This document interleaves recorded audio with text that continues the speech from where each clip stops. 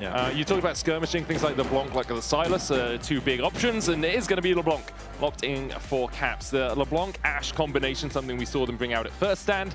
You can find picks underneath the tower. A little bit harder to do that on Humanoid, because he can't just dash away with the ship. Nako now needs to make sure that he farms up all of these minions underneath his tower. Should be able to do that relatively successfully. BB is going for the reset, as Fleshy's going for the engage onto Hans Summer. Has the cleanse, has the flash, but with Linces here, no way out. The spear lands. Lebrov, the new target, tries to flash away and will deal with the fact that he's taking quite a bit of damage in this lane right now. The Cull already stacking up for Broken Blade as well. 76 left on it. You can see Lebrov actually moving out of the bottom lane to try and get a little bit of vision around the dragon. Skewmond halfway to level 6. Hex flash over. We talked about the move from Fleshy. Broken Blade has the flash, but how is he going to get out? Nako about to go mega, nars him into the wall. Would have been. Yeah, I think it's one of those, if Fleshy wasn't there, perhaps BB gets the Q3 knock up into last breath. Maybe, right? Maybe it's more early gank that Linces found. Really great punish on that. So despite Linces finding the early gank, Skewmond is now almost a full level ahead. But here we see Fleshy defending his Raptors. Mega Inferno Bomb going down onto Lebrov as well. Nako moving towards Caps, looking for the chase. Caps jumps back in with the distort and with the chains, and then dashes away with another distort. Caps manages to escape. Nako using the jump onto the clone, building up the Mega Gnar bar, but with Broken Blade here to defend. G2 able to get their mid laner out of dodge after he gets the kill. Nako defended with a Shadowing Strike, and Vitality, although they collapse, weren't able to find anything. No cleanse available here for Hans Summer. Does land the arrow satchel forward from Kaza. Hans taken out. The Grand Starfall going down there.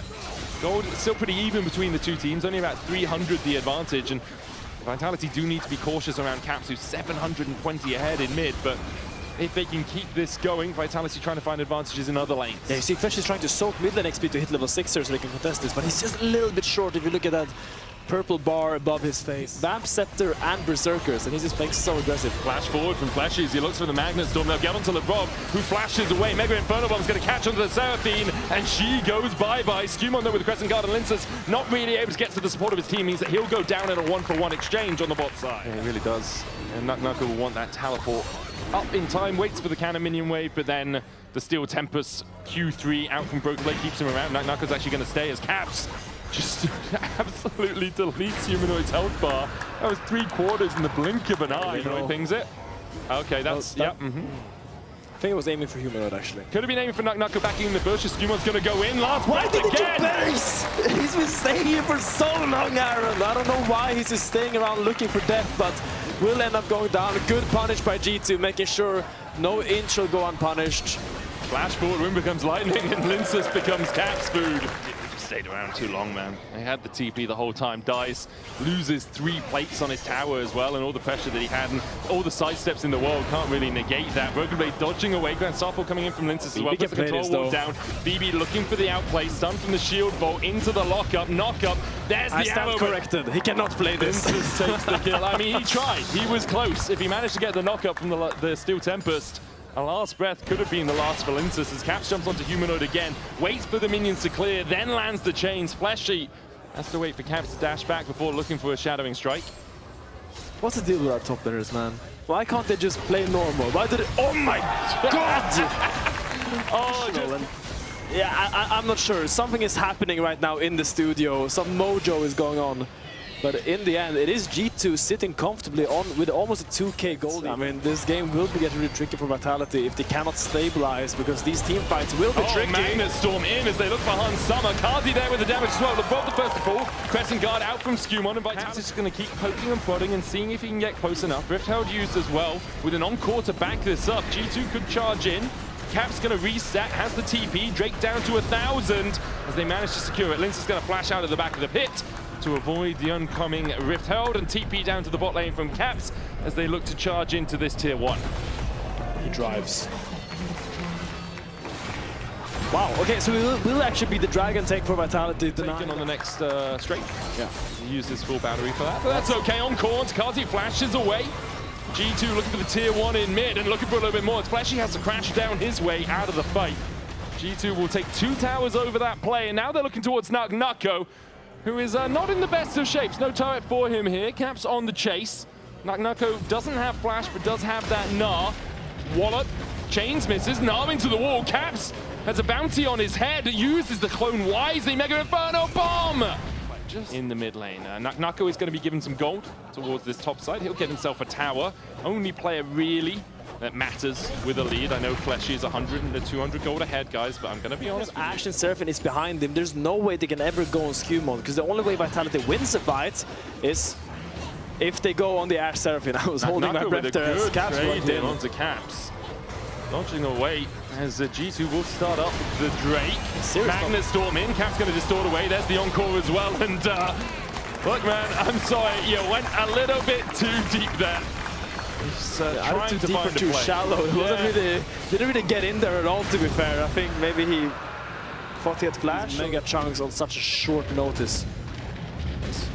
Broken Blade. No, like Nako tries to ult the wave there. Just pushing. Coming out, Humanoid knows that Caps is in that bush. Baron still being done, 4,000 on it as Nako begins to build up the Mega Narbar. Grand Starfall in, they look for BB. Fleshy goes in with the Magnet Storm, but doesn't really catch on to anyone. Lince is being kept at bay by Skewmon, who lands the smite and secures the Baron. Lince is taken down by Skewmon, Ember's dividing by Humanoid, but G2 are still so healthy. It's all on Kaza and Nako, who finally has the Mega Nar built up, but no one to use it on. G2 find 3 in the fight and secure the Baron. I mean, it's a 3 for 0 and the Baron. You cannot wish for more as G2 in this spot. And I don't think we're seeing another 50-minute banger medic. I will not caster cursed it, but I think G2 is looking really poised to take this game as of now. Man, if we do see another 50-minute banger, that is a sizable caster curse, man. Kazi caught out by Broken Blade. Last point coming out will satchel. Knocks Broken Blade against the wall as well, but yeah, if G2 loses, needs a way to build up that bar again, but he'll be out of rage for a while.